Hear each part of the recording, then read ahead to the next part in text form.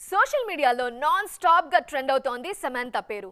ఇంత సడన్ గా ఇప్పుడు ట్రెండింగ్ లో ఎందుకున్నట్టు అని ఆరా తీస్తే ఆసక్తికరమైన విషయాలు బయటపడ్డాయి. అందులోనూ సమంత వారందరికీ థ్యాంక్స్ చెప్పిన విషయాన్ని ఇష్టంగా షేర్ చేస్తున్నారు నెటిజన్లు. ఇంతకీ శామ్ థ్యాంక్స్ ఎందుకు చెప్పినట్టు చూసేద్దాం రండి.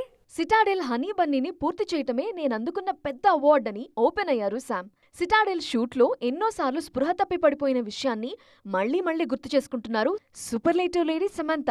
సిటాడెల్ సమయంలో తన సహనాన్ని తానే మెచ్చుకున్నట్టు చెప్పారు. మిమ్మల్ని మీరు మెచ్చుకోవటం కాదు మేడం, అవార్డులు కూడా మిమ్మల్ని వెతుక్కుంటా వస్తున్నాయని అంటున్నారు నెటిజన్లు. ఓటీటీ అవార్డుల వేడుకలో ఉత్తమ నటిగా అవార్డు తీసుకున్నారు శామ్. నామినేషన్లలో చాలామంది శామ్కి ఇష్టమైన నటీమణులున్నారట.